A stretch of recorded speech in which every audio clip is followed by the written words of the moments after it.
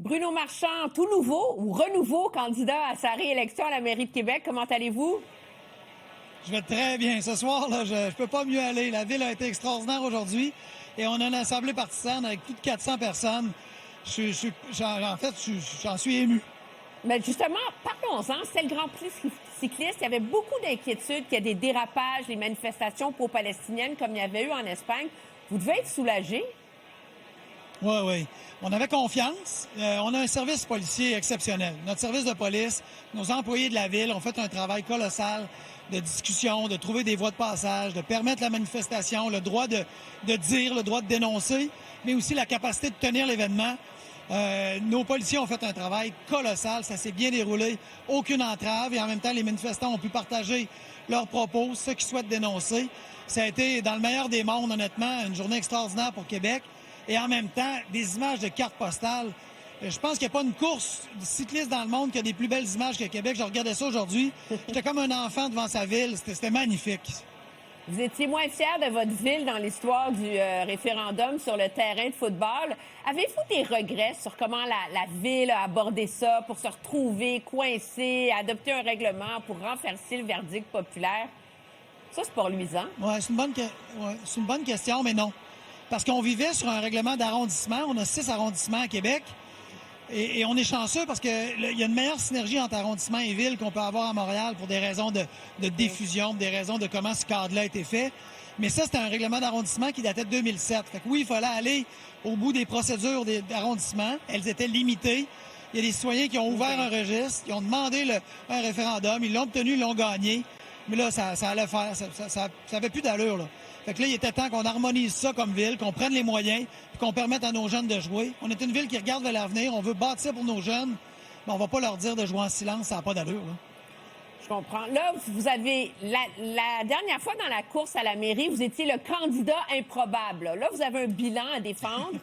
Ça s'annonce plus difficile, vous pensez? Non, ça s'annonce plus facile. Le vent qui nous porte... Oui, parce qu'on n'était pas connus. Je suis parti en bas de 1 Imaginez, un petit peu moins d'un an avant l'élection, dans les sondages, j'étais dans le dernier avec moins de 1 Fait que se faire connaître, en pandémie, on avait le masque. C'était vraiment un contexte super difficile. Là, on est connus. Il y a des gens qui sont pas d'accord avec ce qu'on a fait, mais il y a beaucoup de gens qui souffrent dans notre voile. On a battu nos records de financement déjà en septembre pour toute l'année 2021. On a 3 fois plus d'argent que les autres partis ramassés cette année. On a plus de 1100 donateurs. Ce soir, il y était des centaines. Le monde nous dit, on veut que vous soyez là, lâchez pas, soyez courageux, vous nous inspirez. Et honnêtement, là, ça nous porte en maudit. Là.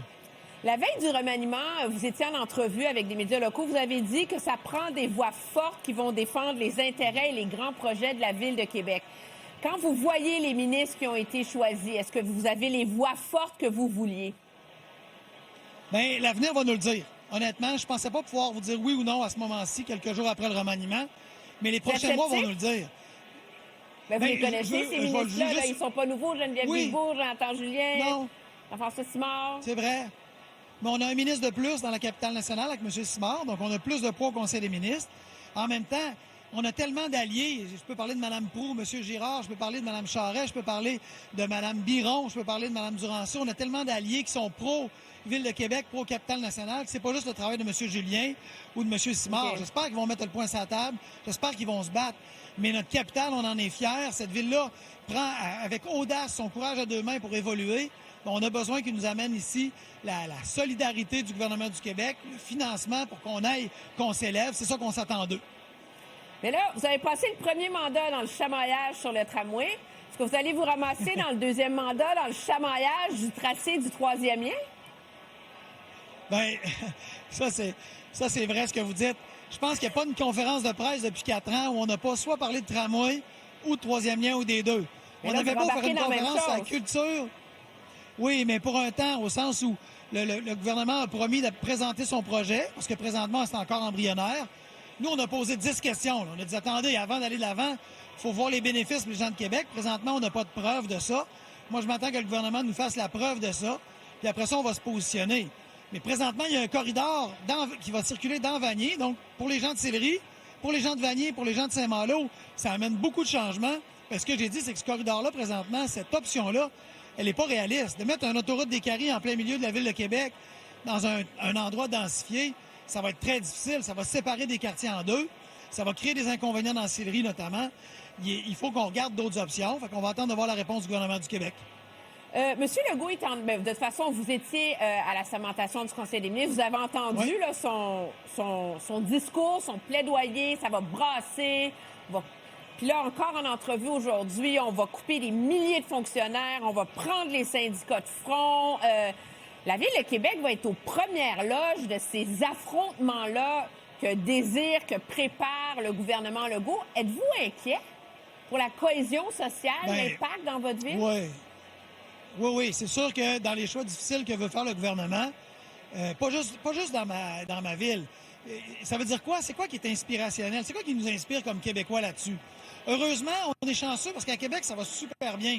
L'économie est robuste, ça c'est Moody's qui le dit. Notre taux de chômage est bas.